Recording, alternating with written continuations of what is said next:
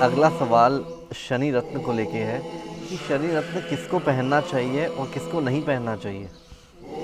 हाँ, शनि रत्न के बारे में तो लोगों के बहुत प्रश्न आते हैं। शनिदेव का रत्न हर कोई व्यक्ति नहीं पहन सकता और शनि रत्न पहनने से चमत्कार भी बहुत जल्दी होते हैं। कहते हैं कि उंगली में जो नीलम पहने उसको कष्ट पड़े न सहने। तो उंगली में नीलम के पहनने का अर्थ ये होता है कि शनि कृपा को पाना। शनिदेव जी के जितने भी रत्न हैं, सारे रत्न शनि कृपा के बहुत अच्छी प्राप्ति के रास्ते हैं। शनि रत्न वे सारे व्यक्ति पहन सकते हैं जिनके शनि शुभ स्थानों में विराजमान है। शनि रत्न वे सारे व्यक्ति पहन सकते हैं जिनके शनि उच्च के हैं या बहुत अच्छे हैं,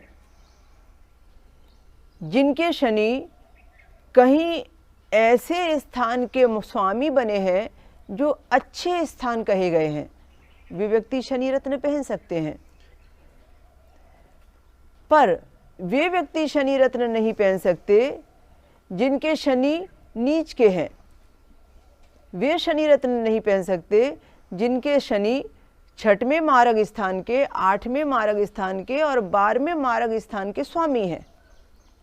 वे व्यक्ति शनि रत्न नहीं पहन सकते जिनकी 6वें स्थान की शनि की महादशा, 7वें स्थान से शनि की महादशा, 8वें स्थान से शनि की महादशा या 12वें स्थान से शनि की महादशा प्रारंभ हुई है।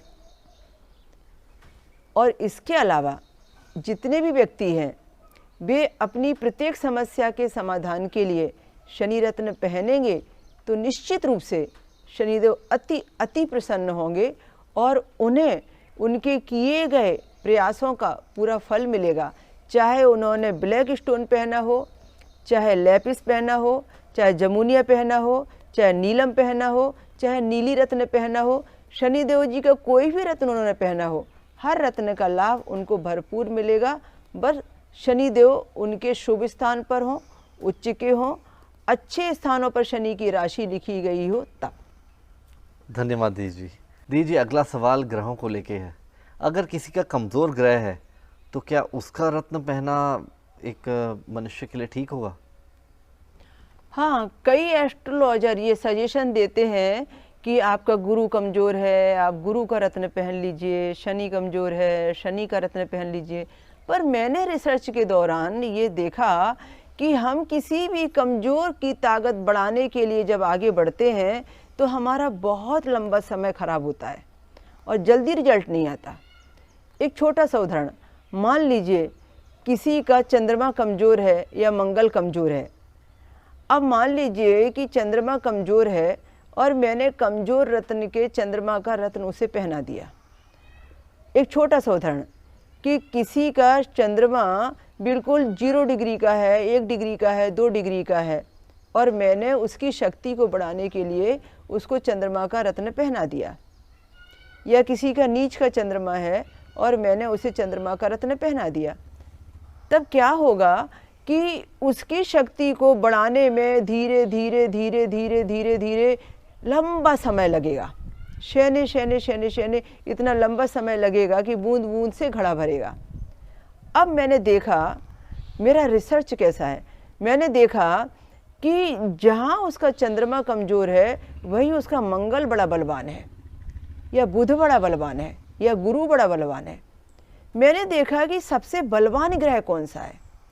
अब मैंने क्या किया कि उसको बलवान ग्रह का रत्न पहना दिया। वो नहीं पहनाया जो कमज़ोर ग्रह था उसका नहीं पहनाया, जो बलवान ग्रह था उसका रत्न पहनाया। अब जो बलवान ग्रह का रत्न पहनाया तो चूंकि वो पहले से बलवान था, इतनी जल्दी उसे रिजल्ट आ गया कि स्पीड में गाड़ी चल निकली। अब ये जो ताकत बढ़ाने में हमें सालों लगते थे और इसको हमें हफ्ते नहीं लगे। तो मैंने देखा है कि जो चीज़ परमात्मा ने आपको बहुत बहुत अच्छी दी है, जो आपके पास में प्रेजेंट में अभी है यूज करने के लिए, पहले उसकी ताकत का तो यूज कर लो, पहले उससे तो रिजल्ट प्राप्त कर लो। जो नहीं दी है, जो कमज़ोर है, जिसको पाने में आपको सालों लगेंगे, उसके लिए आप संघर्ष कर रहे हो, उससे तो अच्छा ये है जो है उसकी प्राप्ति के लिए आप थोड़ी सी मेहनत कर लो। तो ये रिसर्च मेरा यहाँ पर इतना परफेक्ट गया कि मैंने जितनों को भी रत्न पहनाए, मैंने उन अच्छे ग्रहों के रत्न पहनाए जो जल्दी काम कर रहे थे और जल्दी रिजल्ट दे रहे थे। इसलिए कमज़ोर ग्रह के रत्न ना ही पहने तो ज़्यादा अच्छा है। शुक्रिया दीदी जी।